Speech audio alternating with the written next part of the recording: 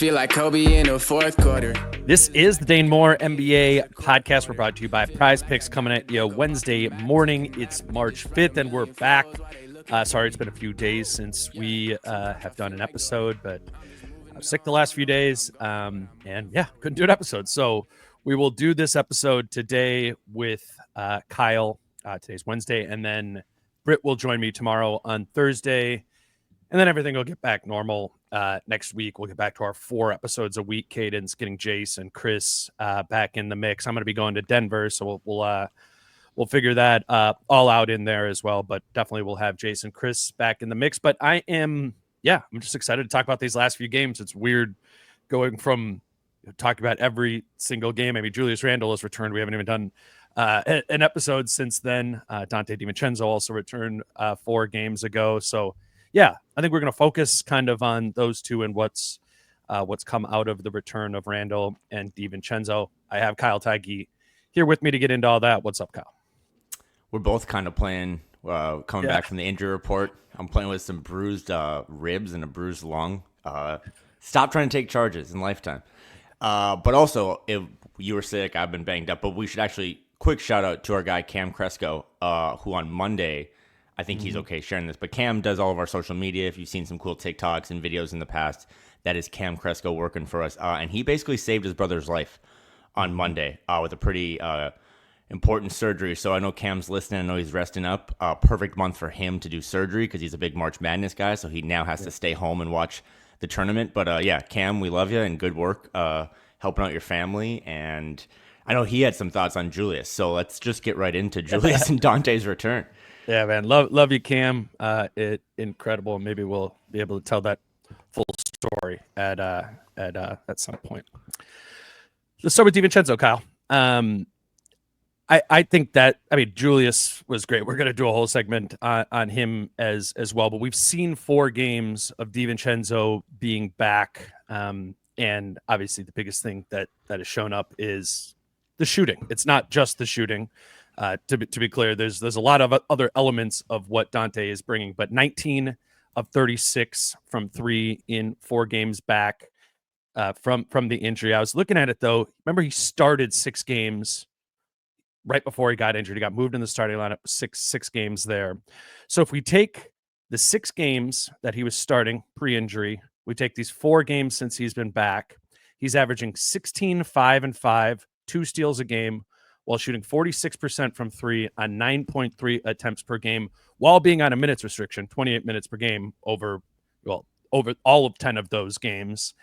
So I was just looking at it. I'm like, okay, well, what if, he's going to move back into the starting lineup? What if he was playing 35 minutes a game? What if this, it's not going to be the exact same production, but what if the production, sustained and was 35 minutes a game? Dude, that's 26 and 6, 2.5 steals per game, while shooting 46% from 3 at 11 threes per game. I mean, that's nuts. I was just scanning sort of through the just overall season leaderboards. The only player that's doing that is Steph. Steph Curry's averaging 24, 6, and 5 on the season while shooting 40% from 3 on 11 3-point attempts per game. Extremely encouraging that Dante has come back and not missed a beat at all, and we are seeing viscerally what his impact is to this team when he's back in the lineup. Just can't really think about him or obviously Julius, who we'll get into, whether you like it or not, without thinking about the Karl-Anthony Towns trade and just know the pieces and the lead up to it or the fallout from it being like the Knicks really wanted to go after Karl and the Wolves had held steady until they could get this other piece, and that piece was Dante, and then we were like, was Dante the prize of the thing?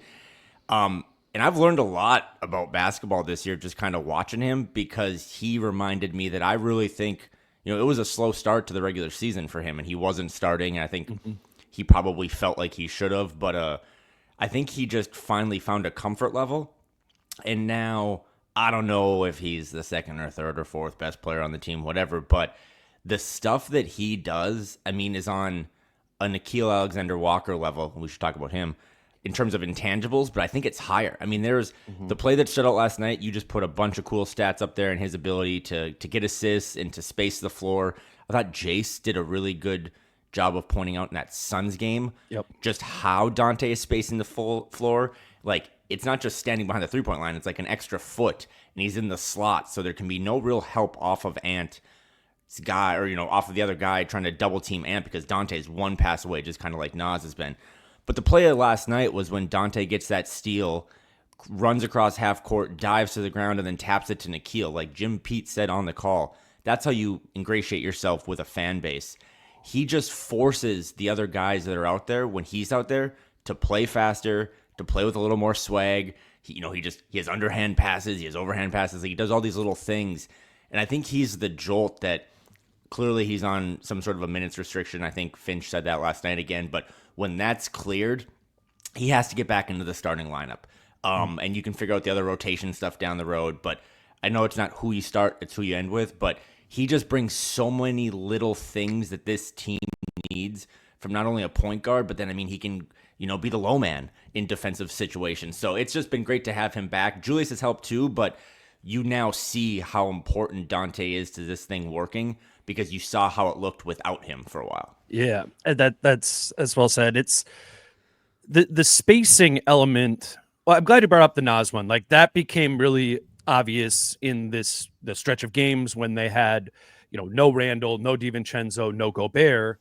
It was like, well, Nas just was more involved in every action. Nas was more involved in the entirety of the offense. But oftentimes that was at the top of the key. That was in screening action with Ant, and you'd say the one pass away sort of thing. Like, they had to, specifically with Ant, you kind of had to pick and choose there if you're defending that pick and roll with two, right? Like, are we gonna bring both guys as Ant starts getting downhill onto Ant and leave Nas open for the pop? Like, remember that week? That was not a good idea. Like, Nas was hitting 48% of his threes at 10 per game clip.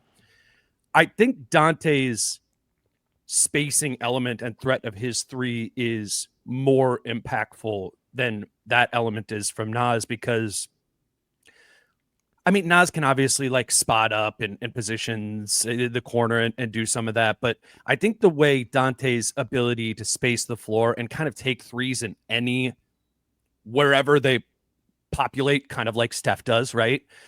That will have the spacing impact and the benefit that Ant was receiving from Nas on a lot of different players. And I think, just watching last night, Julius is the other obvious one. It's the players who are going to be able to get to the middle of the floor and find players spaced. I think we've seen Nikhil do that.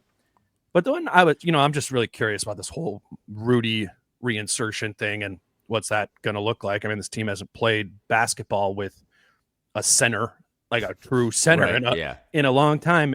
And maybe this is a little glass half full, but I think Dante's impact and the spacing that he brings and the style of play that he brings could really help Rudy, because that, just the spacing around that, Rudy is capable of making that like short roll, kick and pass. But just in general, why did the Wolves offense stink at the beginning of the season? Because the spacing was terrible, starting a starting lineup of Gobert, Randle, and McDaniels. You're not getting hardly any shooting in that whole group. So I think Dante's impact from it's obvious to say, oh, he's going to improve the spacing. He's a good shooter. But what I would anticipate we will see is discernible impact on multiple different players, benefiting just from Dante's presence there, and in ways different than we did before, just because this team doesn't make perfect sense, right? But this team makes more sense than it did in November and December. Like, in ways, it's turned a corner, and theoretically, you can kind of put all these things together and maybe for the first time all season be as good as the sum of your parts. They have never been greater than the sum of their parts all season. I think Dante might be a variable that allows them to get there. I think if you just glance through a box score, or maybe just catch like a recap of the game on YouTube, you're like, okay, Dante DiVincenzo's back, and he helps out with the spacing because he's a good three-point shooter. To me, that would not be the first thing I think of when I watch these 4 games. The last 4 games, he has 21 assists and 2 turnovers. I don't know if he's ever going to fit my desired like floor general point guard thing, but there's little nuance when he's out there with Julius, and Julius hasn't had a touch in a while. he knows I got to feed Julius. Like, this might not even be the smartest basketball play, but I just got to get Julius in an action to have him touch the ball because it keeps him engaged. I know that it was probably not the smartest play in the time, although, god damn it, it would have led to one of the coolest highlights ever. But even when he does that little bounce off the ground oop to Ant, that's the swag of him just knowing, like, reading the room, right? Like, I think Dante reads the room better than almost anyone on the team. He's like, yo, we're humming 7 in a row against Phoenix. Like, let's end this with a candle. And then Bradley Beal is a loser. But I just think those little things like that, like, he just knows. And I think I say that to come back to Rudy, where I bet you he's going to know, okay, this might not be the smartest, most efficient play here, but I got to get Rudy a touch. Or I got to have Rudy come up and set a high screen and just get him a little action. Maybe he gets in the middle and then he can throw it out. But those little things are part of the point guard conundrum. And again, Mike Conley's good at that too, but it's just at a lesser it's just a lesser, whatever. Yeah, well, let's talk about the point guard position a little bit, because I think when this team was fully healthy in 2024, if we draw the line there, for sure. Like, the point guard stuff was bad. Like, right. Outside of Mike, and Mike has been struggling too, but like, from a literal, like, can Nikhil get you into action? Oftentimes, no, he couldn't. Dante, it was funky too, because neither of them were or still are traditional point guards. They're not, but we need to just remind ourselves sometimes that a lot of good teams don't play with traditional point guard play. They play their best players and get into action competently. And I feel very differently about the point guard position options outside of Mike Conley in March right now than I did in November and December. And I would reference Nikhil here as well. There's a different competence to Nikhil's ability to get them into action and be able to not get ripped bringing the ball up when he's just getting pressured there. And Dante too. And I mean, we can say the whole, like, maybe look at Mike's numbers. Mike shouldn't be playing. That's a fair thing. I mean, Mike played a little bit better last night. Yeah. That's a fair stance for people to have, but this is going to be just like the Kyle Anderson thing last season, right? Where it's like, Finch, what are you doing? Yeah. And he did it, like, Conley's going to keep playing, but Conley's going to likely come off the bench. And maybe even the role is less than that, is a smaller bench role for Conley. And a big question is, can Ant, Dante, and Nikhil, and I would throw Julius in there as well, manage the initiation of the offense for this team in however many of those minutes Mike Conley isn't out there? And to me, the answer to that is yes, certainly at least at a degree better than they could have in 2024. And I think that's that could be in ways a game changer. It's certainly a rotation changer. Well, you're aiming for the highest of highs here, but that's Boston, right? Like, Boston, I know Drew Holiday has historically played point guard, but he go watch their games. It's not like just 30 times where he's bringing the ball up the court. They got him and Derek White and Jason Tatum and Jaylen Brown and all those other guys, Peyton Pritchard. So kind of the Nuggets too. It's not just always Jamal Murray bringing it up. So I like that. I like the idea that you kind of have a group of guys, but I still go back to, I just think with Dante, he is clearly at the head of that pecking order because he gets all the little intangible stuff. Like, I don't think Dante playing point guard for an 8-minute stretch, I haven't seen him get sped up like we would see Nikhil get sped up, right? And then it leads to, like, okay, you're kind of a little too much, dip on the chips. So I'm just glad to have him back. I think once he finds his way back into the starting lineup, will help. I think the starting lineup has become stale a little bit again, even though there is no Rudy in it. I don't know what you do with Mike's role. Last night again, what do you think? I mean, that's a really think where are you at with Mike? I'm a huge Rob guy. I think Rob has a really cool duo in front of him to learn from because Rob plays or has that flair that Dante has, but probably needs to also learn, like, the mature level of point guard stuff that Mike will bring. But for now, it's just Mike over Rob. I love Rob, and I just think you just kind of punt on that, save it for the summer, year 2, have him explode. But I think Mike would be like the 9th guy in there's no way they're going to get to 10 is kind of my thing. Even last night, Jalen Clark played like 7 minutes. Terrence played like 9.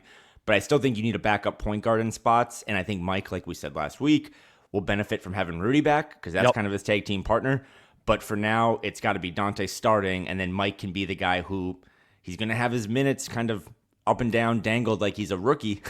But I think for now that's fair because the production hasn't been consistent enough to be like, yeah, Mike, you're getting 16 minutes tonight. Yeah, and we're going to talk about just kind of update how the rotation has changed. We'll do that later. I just do think that Mike specifically connects to Dante because that will likely be the starting lineup change. And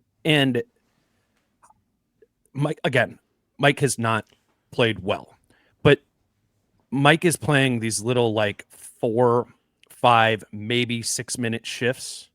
And it just kind of feels like this fill in the gap of Dante's minutes restriction. You know what I mean? And I think, because remember when Mike was playing a little bit better when Dante was starting there, and I just felt like the role made a little bit more sense, and Mike could play an 8-minute shift from the end of the first quarter into the beginning of the second quarter and the third quarter and the fourth quarter, that same sort of thing.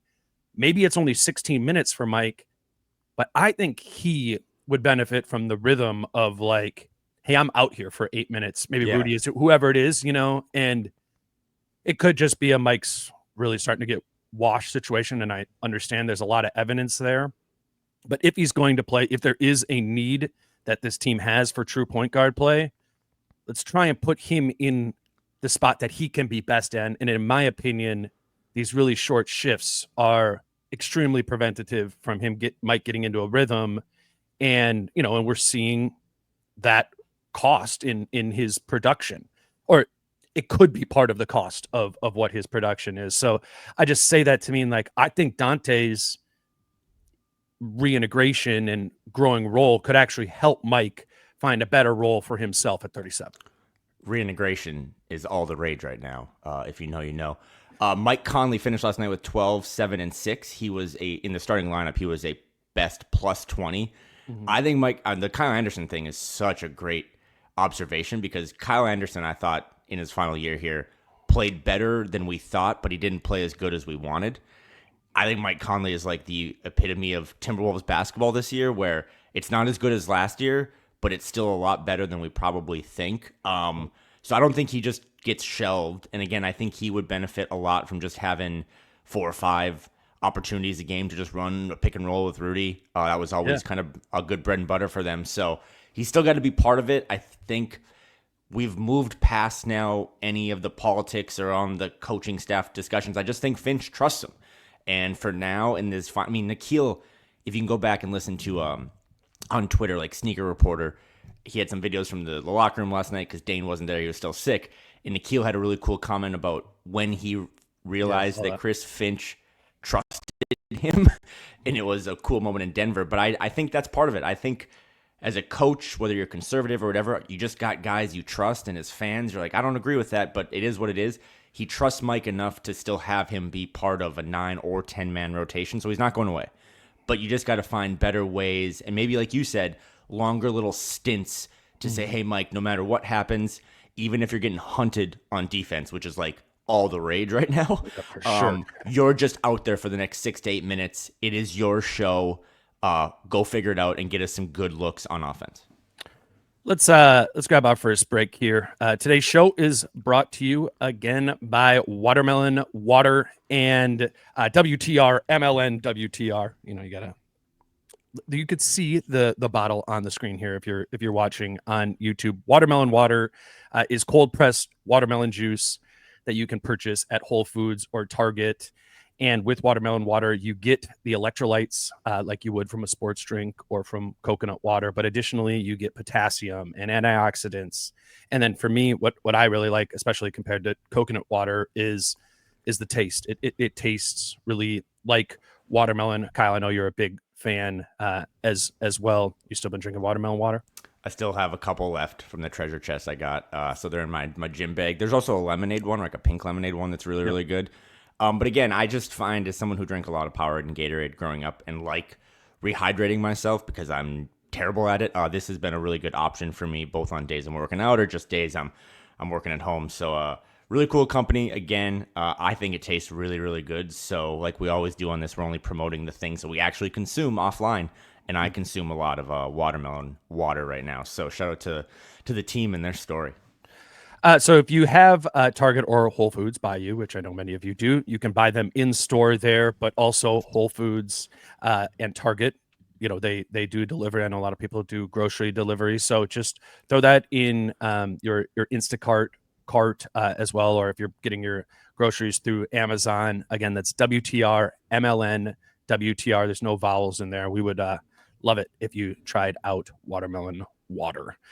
Today's show is also brought to you by our friends over at Falling Knife Brewing Company. And I always want to remind people when it's a heavy road game week, which feels like a heavy road game month, that Falling Knife is showing those games with the sound on in the tap room at Falling Knife. It is the Wolves Bar in Minneapolis. We have obviously this Hornets game this evening that you could go and watch over at Falling Knife, but the Heat game on Friday night, I'm thinking, that would probably, for me, that would be a night, it's a Friday night, wanted to go out and have a couple drinks, watching it in the tap room there. Obviously, Wolves play the Spurs at home again on Sunday, but they're open there as well. And then also, just follow Falling Knife on Instagram, Falling Knife BC, and you can just kind of see what their schedule is. I have that up on the screen now as well, but they're doing a lot more trivia and stuff in the winter time. They do the initials game every Thursday night as well. So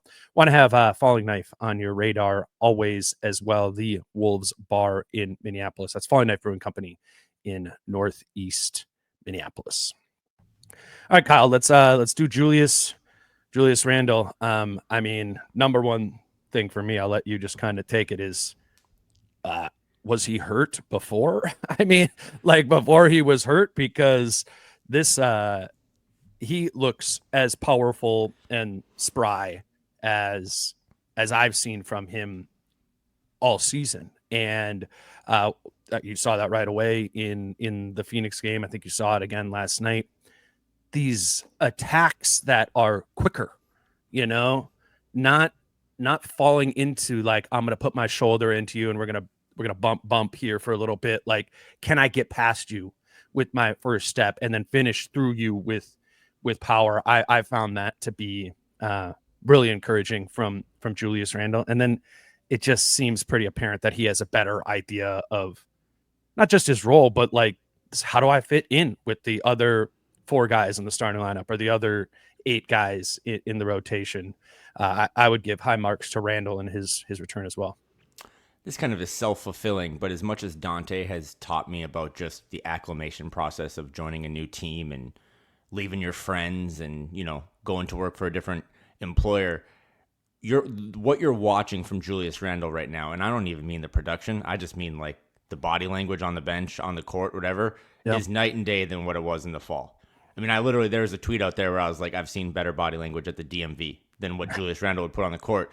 And now he looks like he's been here for 4 years. And you don't have to answer this right now. This is something for you to discuss this summer or whatever. But we've always just kind of navigated every day of our lives lately as, okay, hopefully, fingers crossed, next year, starting in October, the starting 4 is Naz Reid and the starting 5 is Rudy Gobert. Is there like any chance in the world that the starting 4 next year is Naz Reid and the starting 5 is Julius Randle, or vice versa, and Rudy Gobert is the one of the 3 dragons in the meme that kind of is silly and on his way out? Because I think those 2 guys play really well together. And as much as everyone listening to this loves Naz, and again, Naz was just hooped last night. I think, 23 points, 9 of 18 shooting, 5 for 10 from 3. He had been in a little bit of a funk. I just pretty much want to apologize. I mean, there's just times where Julius Randle, when he plays like that, it's like, man, I don't want that guy not on my team. He just gets you a good bucket. He had I think it was against Yabusele, where they threw it down to him in the post, and Julius Randle basically reenacted the Karl-Anthony Towns DeMarcus Cousins post up, where he's like, yeah, good luck, buddy, you're not posting me up. He brings a level of toughness, he rebounding, and then the playmaking too. Like, just his ability to get he had 5 assists last night, second on the team. He did have 5 turnovers, but I think to your original question of, you look better than you did before you got hurt. Like, I don't know how that happens. I don't know if that's literally just the quarterback who sits and watches everyone else play, and now he kind of learns more, but he looks like a completely different player. And if they get that version of him, not only does it make, I mean, the wildest question I have right now in society is, how is Finch going to manage Rudy Gobert's return and how he's going to handle that trio? But Julius Randle has to play 30-plus minutes a night right now because he is just, in my opinion, like Dante, a completely winning player who's helping other guys get established on offense, playing good defense, grabbing rebounds. Like this is the best version of him that we've seen since he arrived in Minnesota. I'm glad you brought up the Reed Randle front court. And it's not like that wasn't working at all pre-injury. They they were kind of finding a rhythm with that, but it was bad at the beginning of the year. It was particularly defensively. And that was not all Julius, that was Naz as well. But yes, Naz is not been Naz of a week ago. This last week, he's been struggling with his confidence in his shot. He did play better in the second half last night, but the Reed Randle pairing feels like it's turned into a weapon, whereas before it felt like a bridge or something, to kind of get through the non-Rudy minutes. I was looking it up before the game last night. I don't know if I sent this to you in the notes or not, but Naz and Julius is Julius's second best two-man pairing. You want to guess who the best one is with Julius? Dante. No, it's Nikhil, actually. But we should talk with him. we will. But it stood out to me. I was going through it, and I'm like, oh, okay. It's like Randle and Nikhil were like +7 net rating, and then the next best one was Reed and Randle in the front court. And those are regular season numbers or whatever, but as we do start thinking about the playoffs and stuff around those, like there is going to be opponents or games, or just kind of depending on how Rudy's playing, where that just might be significantly better in certain situations to lean into that, maybe even for a series, where it's just like the best opportunity here for the Wolves is to have Reed and Randle out there in the front court together. And I just, as we've made it so much, rightfully so, I mean, I get it, but we've made it so much like, who's going to start between Naz and Julius when everything is, everyone's back healthy. Really, I think the weapon of it is the two of them playing together and being able to be a weapon in that way, and just play a completely different style of basketball that is more spread, that is faster, that is a lot of the things that we've been encouraged by aesthetically, right, when watching this team recently. Even though I know the Wolves lost a lot, have not been winning more games than they've been losing recently, but there's clear elements of it that you're like, okay, we do want to take this with us to the sort of next evolution of the team. I think I think it's a credit to Julius and Naz that they've found a way not only to coexist but to thrive together. And it's probably just a super small sample size. Julius has only been back for 2 games, but just off of watching each of those Suns game and the Sixers game twice, I don't remember a ton of Julius Randle post-ups. Like, It wasn't like they started to really sludge. Like, he's kind of embraced, like you said, he's fit into like the, whatever, the 0.5 mentality, or just kind of moving the ball around.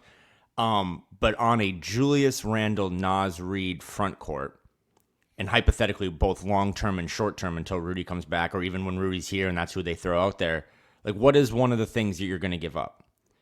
Size and like rim protection. Mm-hmm.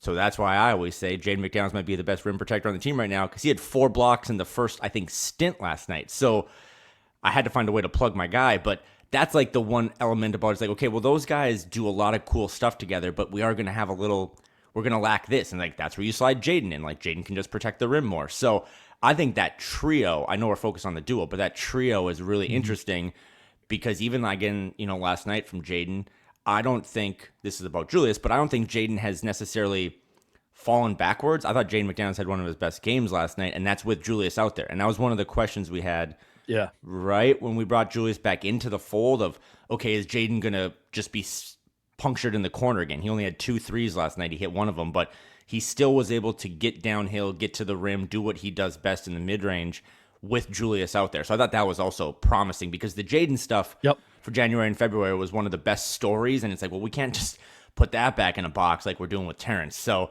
yeah, I mean, if this is a Julius Randle you're going to get, and you're going to get it every single night, and the toughness and the rebounding and the ability to grab the ball and go, we're just going to have different conversations come May and specifically June. So yeah, Jaden in the 2 games since Randle has been back has shot 9 of 13 from 2 and 3 of 6 from 3. I think I find the most encouraging number there to be 6. It's just only 6 threes attempted in those 2 games. It's great that he's hit half of them.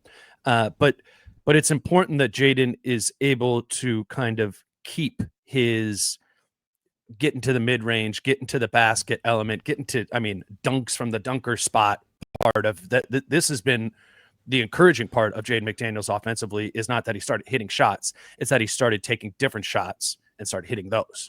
That's the piece. And that was the open question of, well, once Julius gets back in there and he starts triple pump faking from 8 feet away, what is Jaden just sitting there in the corner again? And the answer is sometimes. But if we can kind of find a happy medium there, I think that's the sweet spot for that trio. Yeah, Jaden has to take corner threes still. Like, if there are going to be times where he has to take corner threes, and I think it becomes more complicated because not every time should he take them. Like, if you're Cam Johnson, every time you're in the corner you get a 3, you should take it. But you remember he did have I don't know if it was Julius out there that had the guy sealed, but remember when Jaden caught it in the corner on the left side of your screen last night and immediately just went downhill for that dunk?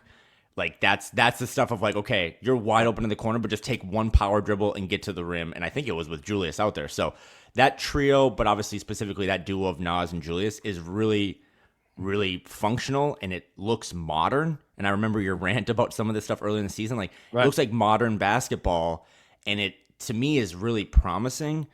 But I'm glass half empty. It's also really pseudo concerning of when you bring Rudy back into this. I know they had the meeting Sunday morning in Phoenix about don't get upset with your minutes, but that's a real option and a real weapon, as you've called it. And there might be times you just got to keep Rudy on the bench because those two are playing so well together. And I think matchup specific, there needs to be some willingness for Randle to scale down too. I think that the fly in the ointment with Randle is the turnovers and the ability. Those are a concern. But I'm thinking about, what do the turnovers look like? It looks like when he starts, driving into the basket, maybe into some gap help there, and he's getting the ball taken away. I mean, the bad image of Randle turning the ball over was that Thunder game on New Year's Eve that the Wolves lost, and Jalen Williams is just taking the ball away from Julius there. And I think it's important for Finch to be strategic of, how am I using Randle based on the matchup that he has, and what is the likelihood that if Julius is going one-on-one at X defender, that it's going to be productive, because it could be great against Y defender and a problem against X, and I just think there needs to be some discernment there. I think there needs to be some Julius initiation. There does not need to be Julius initiating every time, right? And we know with this team, that was a really cool thing we saw over the last month, is what else the Wolves can be bad at when they're not turning the ball over. There was games they won where they shot terribly from 3, but they turned the ball over very little, or they survived really good 3-point shooting from another team because they won the possession battle.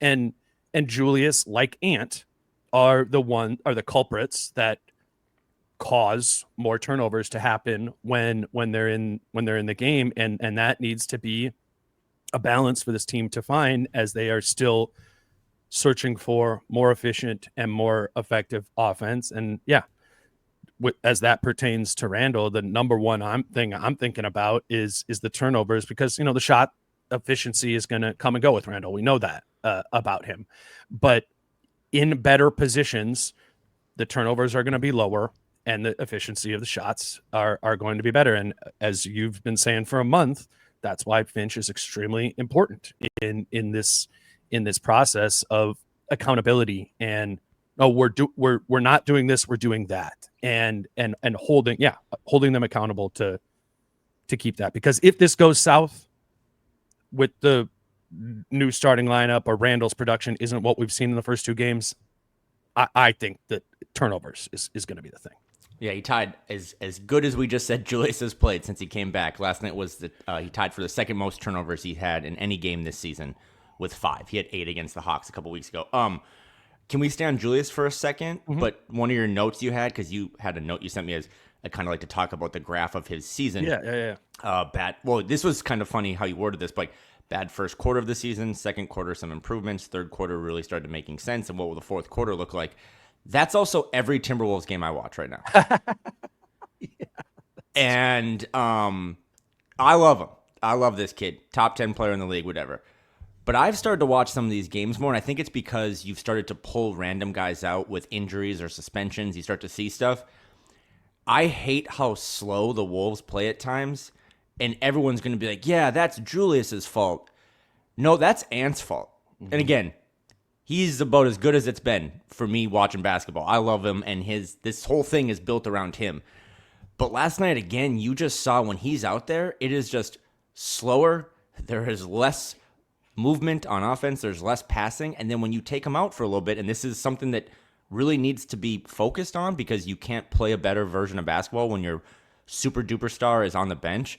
When he's off, it's less bullshit. It's just the ball flings around more. And last night, one of the lineups that really made one of those runs, I think, was like Mike, Dante, Nikhil, Jaden, and Julius, or maybe Nas was in there for one of the guards. Yeah, and that was the group. Yep. And like they just went on these deep runs, and they never looked back. And yes, it helped that they hit a bunch of threes, but it's not like a huge indictment on Ant. But to me, when I watch him now, he is the one that wants to play slow and methodical and really figure things out. And I just think that he's better than that. I think you're seeing Julius kind of excel in like, I can play faster. Everyone around me moving, doing stuff, cutting.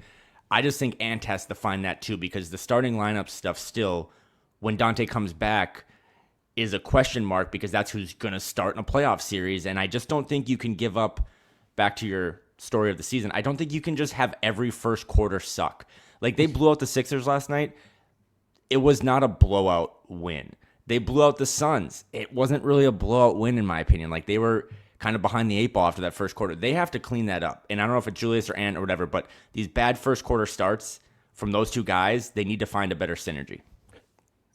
So the Wolves played the Thunder 3 times in 4 games. And, at these press conferences, Finch has been asked numerous times by different reporters of like, what is special about the Thunder and why, why do they have as good of a record as they do? And I think Finch has referenced every time he's been asked that question, which is true about the Thunder, is they throw these knockout punches in the midst of the games. And I mean, I know you've watched plenty of Thunder games as well, not against the Wolves, but particularly against mediocre to poor teams. I remember I was watching a Thunder Nets game last week or something like that, and the Thunder are down by like 15 at halftime, and they still have this ability to, in the second half, go on one of those runs where it's it's like 25-3 and throw a knockout punch.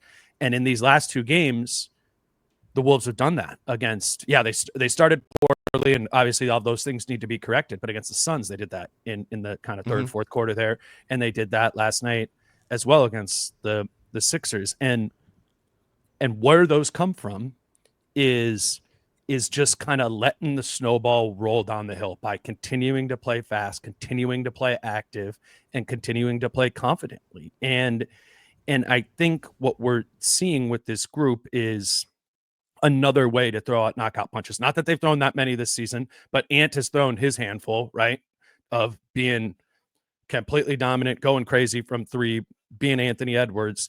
But they now have like a left hook too, or that we're seeing, and that's what those best teams in the league have, is an ability to be like put the proverbial foot on the neck. And we haven't seen that much at all this season, and certainly not much outside of Ant. And I just think that's worth underlining, that there's something there, and that it can come from guys like Julius Randle and Dante DiVincenzo and kind of the collective synergy of those groups. I know I kind of pivoted there, but it's just, it's important to keep an eye on moving forward, I guess is my only thing. It hasn't doomed them or whatever. When Ant's out there, he's one of the best. But like last night, 9 guys played 9 or more minutes in a game that you blew out the Sixers. And only one of those 9 guys was a minus, in plus minus, and that's Ant. And I just think that he has to kind of a little bit too find a way to embrace. He loves, I mean, he's always on the bench and he's active and he's waving a towel. Like he clearly is down for whatever, which is kind of what makes him a cool young superstar. But when he's out there, he needs to kind of embrace a little bit more. Like everyone else now, Nas and Dante figured it out. And even Julius now is playing faster, is getting out in transition. That's why I like Dante with Ant, because when Dante gets steals, he forces Ant to run. Like he just throws the ball ahead and like, go get it. And that should be one of Ant's strengths is playing in transition. So it's just something to keep an eye on, but I think it ties into Julius, because I think Julius has unlocked a new version of himself and is playing the way Chris Finch had hoped he would play if he gave him enough of a leash. And now he's, again, kind of filling that Timberwolves culture basketball of how they want to play. They just don't always play that way. Kyle, let's talk a little bit about how this new rotation is working. Obviously, it's related to the inclusion of DiVincenzo and Randle, but we were having this, bringing this up every other episode. I felt like when they were out of like, what is it going to look like once the injured players start coming back, and we don't have a full view of what it's going to look like because we haven't seen Rudy Gobert play yet and what the rotation looks like there. But we're getting hints, right? And what it's been for these last 2 games since Randle has been out is, it's the starting lineup of Reed, Randle, McDaniels, Edwards, and Conley. And the shifts in the rotation have been Rob Dillingham is out. He's not in the rotation. And what the bench is then been looking like is Nikhil and Dante are the 2 main guys. They've been like 25-minute per game players. And yeah, obviously that'll go up as Dante's minute restriction goes away. But if Dante's going to start playing more, then there's going to be even more cost elsewhere. And so then we kind of look below them on the pecking order, right? Of, all right, if Dante's going to play more, are the guys below him, are they going to play less? And the way I've been kind of thinking about it is it's been a 9-man rotation because Shannon and Clark have both been in there. But they've kind of collectively been the 8th man, if that makes sense. Where I think it was Clark, again, the Phoenix game played 11 minutes and Shannon played 7. And then I think it kind of flipped last night in the other game. And I think this is a good compromise off of what we were talking about earlier in the season. You still see Terrence Shannon Jr. play, 6-7 minutes in a game, and you go, oh, is that like the Dillingham thing they were doing earlier in the season that we think cost Dillingham's confidence? Is that the thing we saw happen to Minot earlier in the season as well that we think, kind of shot his confidence? Well, this is a little bit different in that there's the opportunity for the second shift, and one of the 2 of them are going to get it. You know what I'm saying? Like, we said that though, right? Yeah. Like, hey, it doesn't. We don't care now who gets the 9th man role, whatever. It can be hybrid, right? It can be a little bit in the office, a little bit at home, but it can't be 8 anymore. So I thought last night, to your point, Clark and Shannon combined for a 19 minutes. Like, I'm good with that. Could you tweak it a little more? Yeah. I mean, if Terrence Shannon Jr. was 6'10", he would have played more than 10 minutes because he would be a backup big. But he and Jalen and Rob, to a lesser extent, are just behind maybe the 3 best players on the team right now and most productive in Ant, Dante, and Nikhil. And you have, of Jace's 240-minute pie, most of those minutes are just going to guards who are just playing better basketball right now. So it's really hard to kind of find time for that. But I thought last night was actually a good night for Finch or the Suns game 2 with Jalen. Like, matchup specific, we're going to make sure one of you guys gets in, so stay ready. Yeah, and I like that. It's going to get more complicated as you bring back Rudy, and I don't have that, completely figured out either. I think that's going to be some sort of a depression in the minutes of Nas. And I know we already talked about Mike a little bit, but that might be the other shift there too, as you're trying to scrape together more minutes here. What does I like that about the Mike one? It's like, okay, just do two 8-minute shifts, and if he's hooping in those, maybe you close with him that game and it's 20 minutes for Mike. But I just think there's going to need to be some carving there, and there's going to be what we're talking about with Clark and Shannon of this sort of, you're going to get your opportunity, but it's going to be flexible how big that opportunity is. That's going to have to, that ethos is going to have to kind of permeate through the entirety of the group, every player on this team, maybe outside of Ant, that it's just going to be different in that way. I don't know. Hopefully we get Rudy back tonight or, later this week, and we can have this same conversation about detailing what exactly that looks like. I bring this up now to be like, I think given what the proposition was these last two games, I'm like, cool, and I would have said that if they would have lost the game to the Sixers last night as well, or if they wouldn't have thrown those knockout punches in either of those games. Logically, I think this makes sense to me, even though you don't like seeing the DMP next to the 8th overall pick. I just, given that Finch is going to play Conley, and I think you can make an argument between it being Conley or Dillingham, but that doesn't really seem like an argument to Finch. In that premise, I have no problem with what this rotation does look like. Yeah, I was actually texting someone, though. By the way, the Wolves, I don't think, got into Charlotte last night until like 3:30. I know your boots on the ground in Minnesota, but that snowstorm might have, you might see a slow start from your favorite basketball team tonight against the feisty Hornets. But someone just told me, like, in terms of Rob, because it's always been a thing we talked about all season, when you get a lottery pick, Wolves fans specifically are just ingrained to be like, all right, cool, like that's the hope.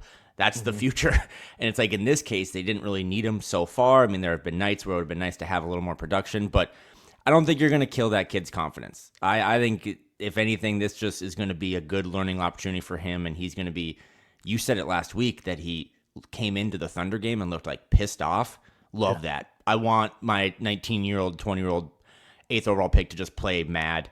But for now, I'm like resigned to the fact that I just am probably okay with him DNPing, because again, I still think Mike is a little more trusted, has more big game reps. Of course, how does Rob get big game reps playing in big games? But for now, with what Dante's doing, and I think this segues in terms of rotation, and Nikhil. I mean, Nikhil Alexander Walker has to play 30 minutes every night. He's one of the most winning players. I mean, you said it last but night. I don't know. But I don't want to say that, though. I don't. Oh, think no, okay. 30's aggressive. Yeah. 30's aggressive. He has to play 25 minutes, though? Because last time I don't know. I mean, I just think it could be a high end of 28 to 30, and I think it's got to have to be okay that it's 16 sometimes. Like, yeah, that's no. Now I'm just, and I'm about to, I have it in the notes here. I'm like, Nikhil's been awesome. I want to talk about all the things like that. That isn't a slight to Nikhil, but he is at a different spot in the pecking order. And once you get to kind of that Nikhil spot in the pecking order, there just is going to need to be some flexibility. And if we just say 30 or 28, like the numbers aren't gonna line up. No, now we've gone off the rails. I'm just looking at his game log. I want to talk about Nikhil. Let's talk about Nikhil. Yeah, let's talk about Nikhil. If you go look in January to start the year, 2025, there are like 4 of the first 8 games he actually did play like under 16 minutes. I think most of those games were losses, but that's great. I haven't even thought about that. So now the production's off the rails, but I don't know how Nikhil Alexander Walker plays less than 25 minutes. I get what you're saying, by the way, and all that stuff.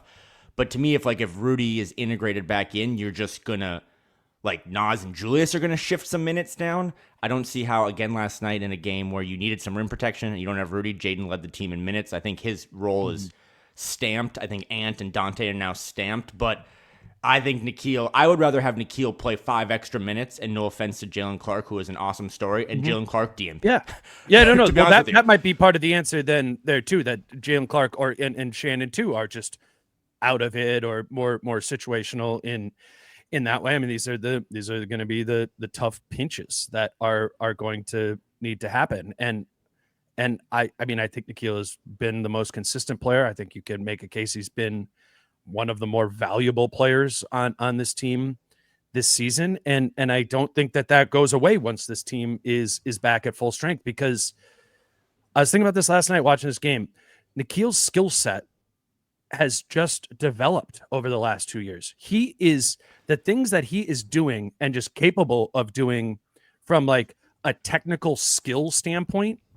He just wasn't capable of doing. I don't know if he wasn't capable of doing it. He just wasn't doing it in those opportunities a year ago or 2 years ago, it started as the 3-and-D stuff, right? Where we're like, whoa, like incredible point of attack defender. The effort is consistent defensively. And it's like, I don't know how the hell it's working, but he's shooting 40% from 3. And it was Right. like, cool.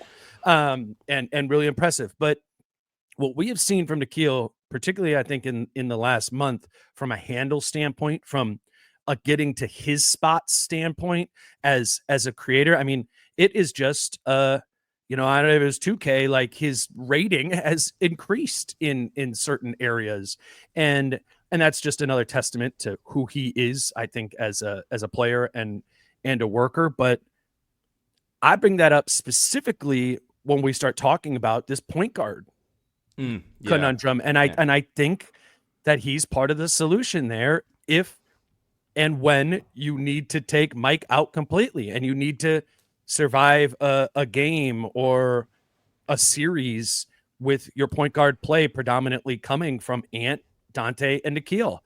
That was something we hoped for at the beginning of the season, and we waved the white flag on, you know, not far into the season, because Nikhil wasn't doing it. He did, whether it was confidence, skill set development, it was not there.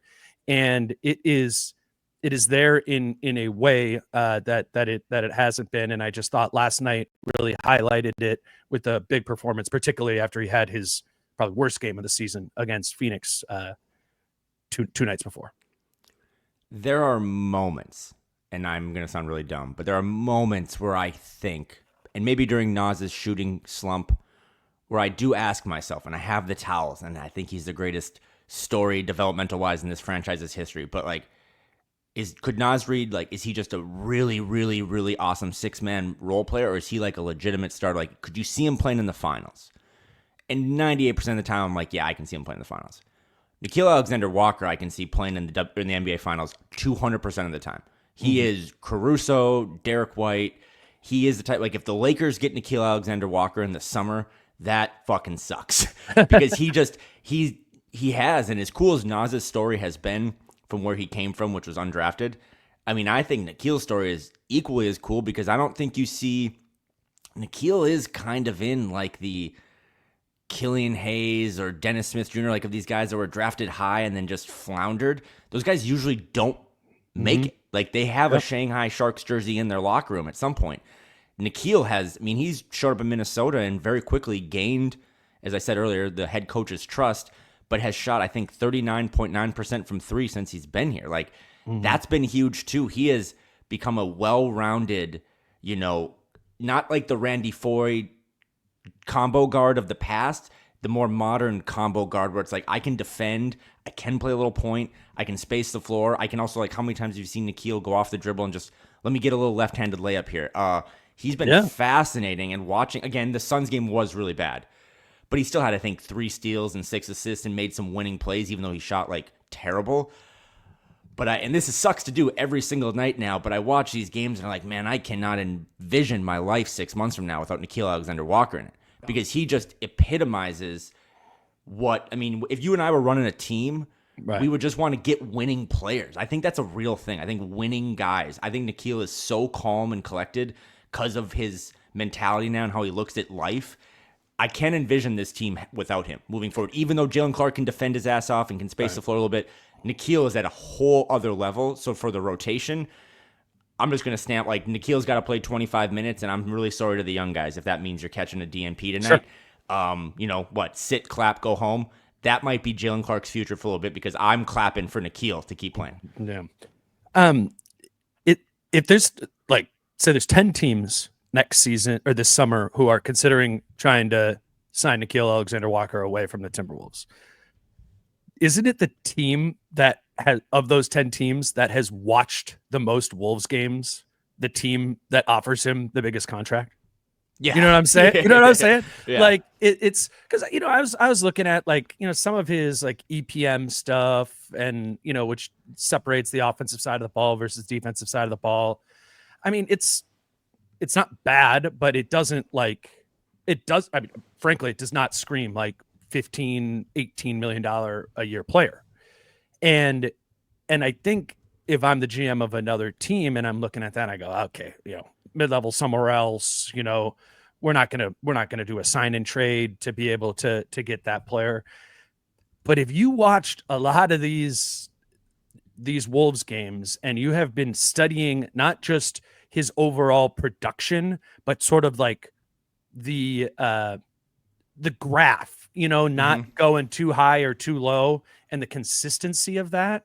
If I am another team, and if I'm the Wolves, there is a lot of value that I put into that transcends the numbers. And then you get to know him as a person. You get to know him as his work ethic and his, what we've just learned about Nickeil Alexander-Walker. I just think the more you know about him namely as a player, the more value you see in him, and it'll be, that's a down the road sort of deal. But the value of consistency is what I've learned so much in watching Nickeil Alexander-Walker this season. But we've talked about this a couple times, right? Just like the Derek White comp. I think it's worth mentioning both for now and what this organization has, and then the possibility of what it could retain this summer or lose. Like Derek White's 30, Alex Caruso's 31. Another one that I think is really interesting, and it helped that he played in the finals, but like KCP is 32, and he got 3 years, $66 million. All those guys are just 5 years older than Nickeil. Like there's an actual chance with Nickeil compared to those other guys that there are more levels, or in Finch's terms, more pieces to stack on what has been a really incredible. I mean, he was the throw-in, by all accounts, to the D'Lo massive trade to get Mike Conley. Like he was Tim Conley's pound on the table, being like, nope, just like you did with Dante, maybe you got to throw that other guy in.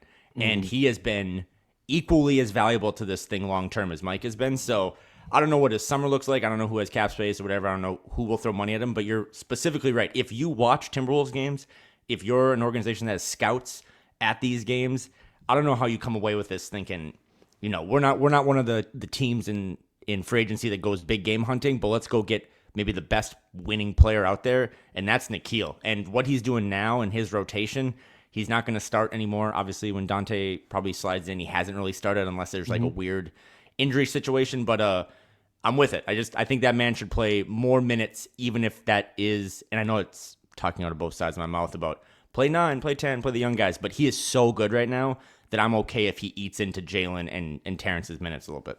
The age point is a really good one of like, when if you were Orlando this summer, like that had to be part of your calculus of like, okay, KCP is going to be 32 this year. There's just some things with age that could make this not be the value that we thought it was going to be. And with Nickeil Alexander-Walker, who will be 26 this summer, you do not, that variable is not in the equation.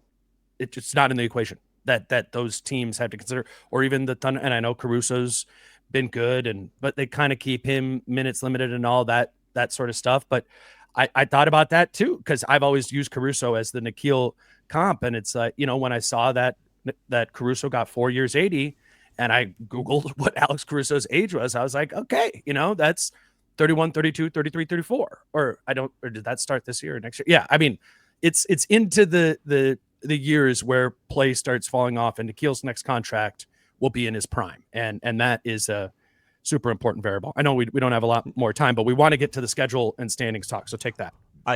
Would you rather have Nickeil on the KCP Caruso contract moving forward? I just had to get this in. Or what Paul George is making. Because I don't watch a lot of Sixers games right now because of the Embiid stuff. Obviously, Embiid's out for the season. We should have mentioned that. Wolves blow out the Sixers. But that Paul George thing, by the way, is its whole own podcast, which I know he's not podcasting anymore. But he looked terrible. The schedule. I think we wake up today and they are 7th in the Western Conference, right? Do you have their record on hand? I should have had 34 and 29. So they have 19 games left. And I tweeted this out. 7 of those are against teams with winning records. I think 4 of those are like Pacers and Nuggets. So in my opinion, as you look forward, like we're in the 4th quarter of this thing. They're trailing because they're a half game back of the Warriors, who are playing really inspired basketball. You're seeing the Grizzlies kind of slide a little bit. Is there enough room there to catch them? The Rockets too. But just big picture, it's not even glass half full. It's just honesty. Like this team has 19 games, most of which are against bottom feeders. And now we're in March. So people are going to really start to tank. Feed, yeah. How many of those games can you win? And again, whether you're a critic or the biggest fan, it's there for them. I don't think there's any argument there. Like, it is there for them. They have, I think, the second easiest schedule over the next 5 or 6 weeks. They could go on a run, solidify themselves as the top 6 team. I think that would be a nice consolation prize on what has been an up and down season with a lot of emotions. But getting out of the play-in and having a real playoff series, I mean, is there any better storyline than the Wolves Nuggets Part 3? Right? Like, they had that first series where Jaden and Nas are out, and they have last year. Like, play them again. I'm not saying that, like, I want the Nuggets, but that would be a really, I think, good moment of get to the 6th seed and then figure it out. I think a play-in right now, when you look at the standings that Dane has on the page, I think it would be a pretty big disappointment if this is a play-in team. They're going to make the play-in by, like, go watch the Phoenix Suns. They won last night, but go watch them. They suck.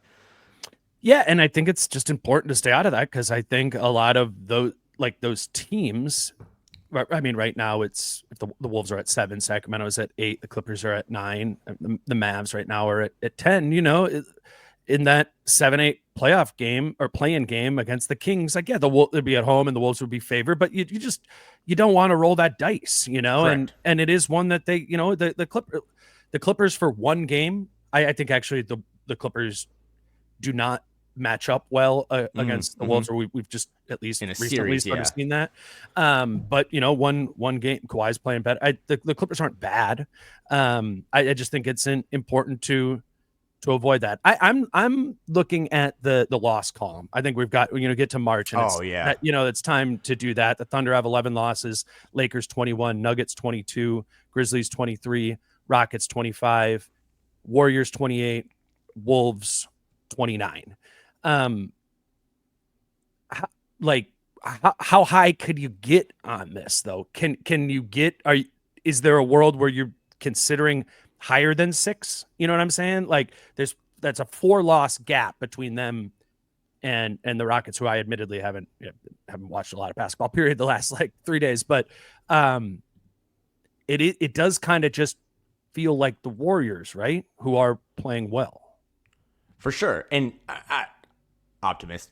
I think they can catch the Rockets because the Rockets have really found themselves in an awkward slide of whatever worked for them for those first couple months has kind of been discovered. They've also had some injuries. No Fred VanVleet, despite an up and down season. He really solidifies kind of their backcourt and gives them the presence of a veteran, like we've talked about for an hour here with Dante and Mike and stuff. So, it might just be the Warriors, right? It might just be a 2-horse race of, can we outduel the Warriors, who got Jimmy Butler at the trade deadline or are playing really good basketball? It also sucks to look at these standings and just be like, think about the 2 games they got swept by the Blazers when the Blazers didn't care about basketball. There's a lot of what ifs this season, but again, if you just go look at strength of schedule and who's on the radar, and I know what that means with this organization historically, but there's no reason that it's not like, you know, hey, they have 19 games remaining, Dane, and 14 of them are against playoff teams.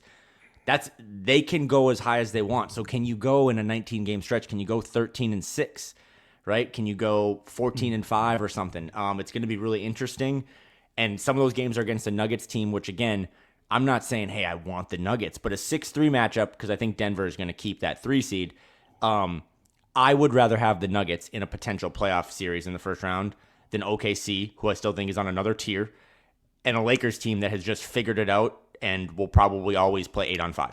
Just how it is. So I think if they can get to the 6th seed, avoid that 1 or 2 game, 50-50 proposition of the play-in, and have a playoff series against a team that they have historically not feared, even though they've split against the Nuggets or whatever, that would be the high watermark. That would be the goal. And I would imagine that's what's being said early this morning out in Charlotte is another one tonight. I don't care how late we got in, but the schedule right now is really open, and we need to take advantage of it. Yeah, just last thing on Houston and why I bring it up is there's a world where the Warriors just kind of keep rolling here, and they have they just have a better record than the Wolves the rest of the season. And if that is the case, then the Wolves aren't going to pass them, right?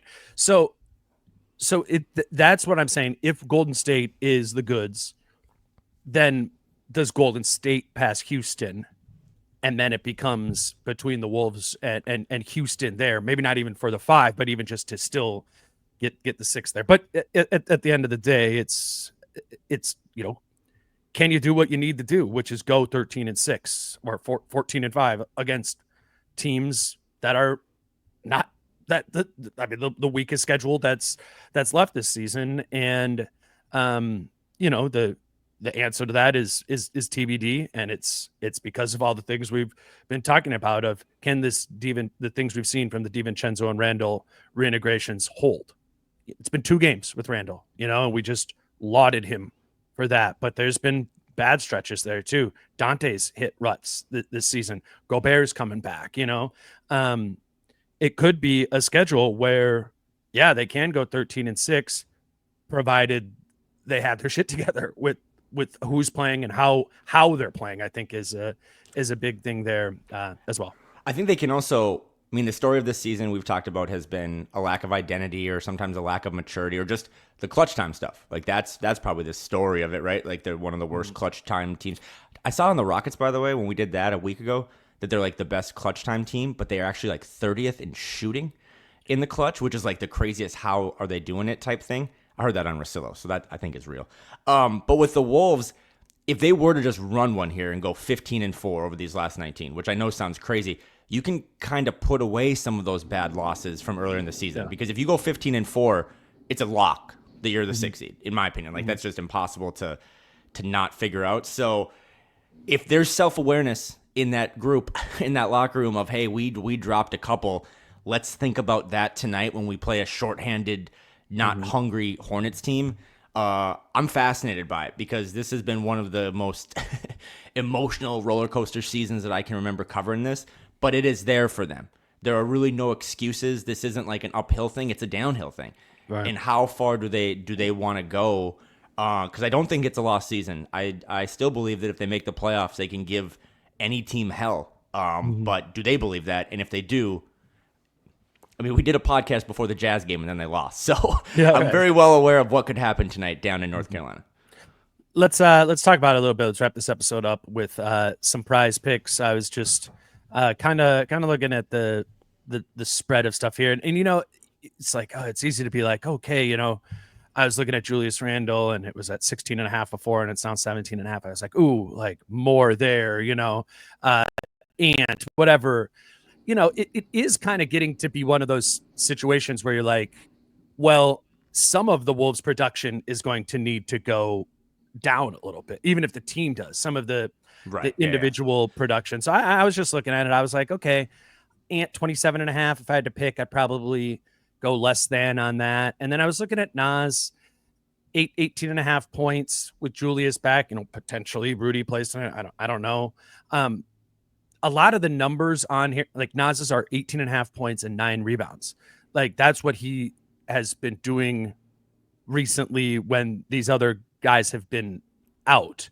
Is Nas going to be able to have that same type of production if he's not playing 37 minutes anymore? So I was just looking at some of that of like, if I had to pick some less thans for the Wolves, maybe Ant less than 27.5, maybe Nas less than 18.5 points tonight. And that's why I was like, I had to throw a Hornets one in there. I was like, who do I think Mike Conley's going to be guarding? Maybe Josh Green. I'll go more than 6.5 points because that hasn't been working. Did you have any others that stood out to you from prize picks today? Or I would just take anything that like whatever Julius Randle's points, rebounds, and assists. I think it's 28.5 or something. I would take more than that. I just 28. Yep.